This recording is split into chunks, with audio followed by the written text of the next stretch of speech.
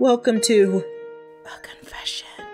I never played a Sonic game. Can I finish? I liked the sillier 90s cartoons, I loved the 2020 movie, and I really like this song. Follow me, set me free, trust me and we will escape from the city. And I love the character design. I grew up a Nintendo kid, then PlayStation kid, then I grew up and had a two-night stand with Xbox, but I knew Sonic was awesome. Artist Naoto Oshima and programmer Yuji Naka were tasked with creating a new mascot for SEGA, and we got this bunny rabbit in a bow tie. Look at this Steamboat Willie looking bitch. I love it so much.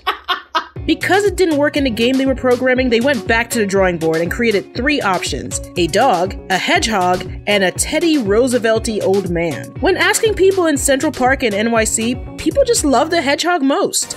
Imagine in another universe, we would have a dog Sonic or vintage President Sonic. And thus, good morning, Mr. Needlemouse. Oshima once said, "In creating this character, we didn't want it to be too foreign or too pronounced. We wanted a level of familiarity and even comfort. The point was to make it into a character that feels familiar, which is my top reason for loving this design. It's easy to draw. The goal was to have a character kids could draw easily. They kept it simple with a few colors, and he was born with this timeless 90s attitude that's cool to, you know, at least millennials. I think this is why non-Sonic fans recognize and like this guy, but it also creates fans because he's just easy to project onto. You could point at the millions of fan creations and Sonic OCs. Some questionable, and some infamous? I'll tell you why I think this, and I never shared this childhood story.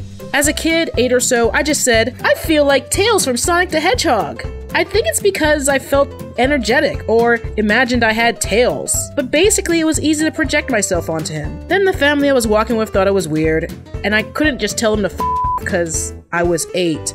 I wonder if people felt that way for Sonic and made a connection, or you project onto them because that character has traits you want. I swear, if I had any of these 4 things when I was younger, I would have been a much different geek.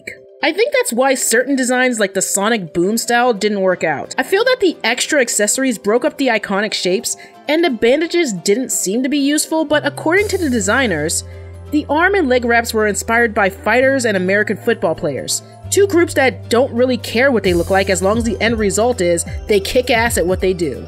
I think that is an important trait for an ensemble of characters to be varied so you can better distinguish them from one another. So I can't totally hate the design decisions made here. But my favorite is the Toei Sonic from the Sonic CD opening and the Tyson Hess animated opening for Sonic Mania.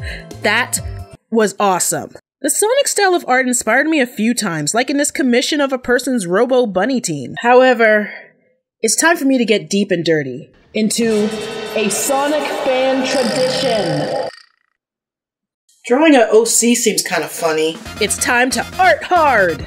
Or ruin my reputation, whatever comes first. Okay, at first I just started with a silhouette because I tried to get down that Sonic silhouette, you know, with the 2 circles, legs, stuff like that. And I was thinking, you know, I want this to be kind of like a little arty hedgehog, and I wanted to give her some stars because stars are my favorite symbol. But I just didn't want to do a stiff pose, just a random standing there pose. So I wanted to give her something energetic and a giant paintbrush because I always wanted a giant paintbrush. Like a giant novelty prop paintbrush, and one day I will have it. But for now, my OC can have it.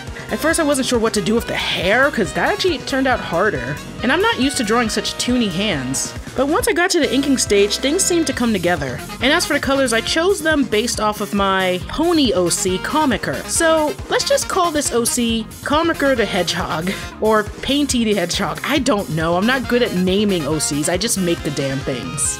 Actually, if you guys can name her, just put it in the comments, cause I don't know, that seems kind of fun. Overpowered aspects? Check. Interesting color palette? Check. Ken Penders eating your heart out? I hope so. And if you like this, check out the time I talked about My Little Pony character designs. Get out my room!